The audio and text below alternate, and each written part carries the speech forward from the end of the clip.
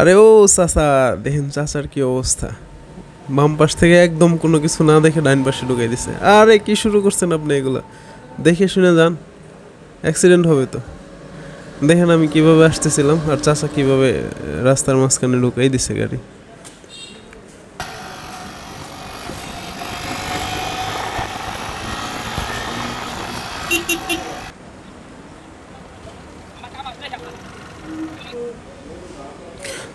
আসসালামু আলাইকুম। হ্যালো দর্শক, কেমন আছেন সবাই? জি আলহামদুলিল্লাহ, আমিও ভালো আছি। তো আজকে যাচ্ছি হচ্ছে লাহারিকান্দা, চলেন একসাথে যাই। এটা শ্মশান, এই মুহূর্তে আমি শ্মশানে আছি, শ্মশান থেকে রওনা হচ্ছি। তো চলুন একসাথে। তুমি আর তো কারণ শুধু আমার, যতই দূরে সরে যাও রবে আমার আলো আলো, আমি কখনো খুঁজে পাব না।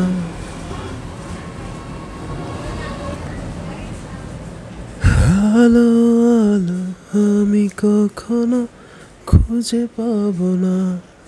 চাঁদের আলো, তুমি কখনো আমার হবে না, হবে না, হবে না।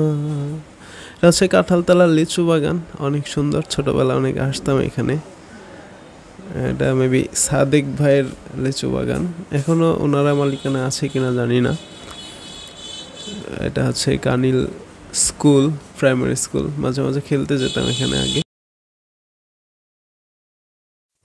তুমি আর তো কারণ শুধু আমার, যতই দূরে সরে যাও রবে আমার আলো আলো, আমি কখনো খুঁজে পাব না। চাঁদের আলো, তুমি কখনো আমার হবে না, হবে না, হবে না।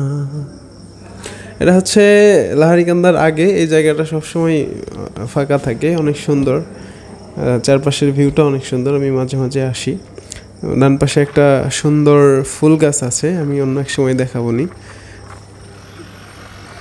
এটা rice mill, Faraizi rice mill, আমাদের এলাকার বিখ্যাত।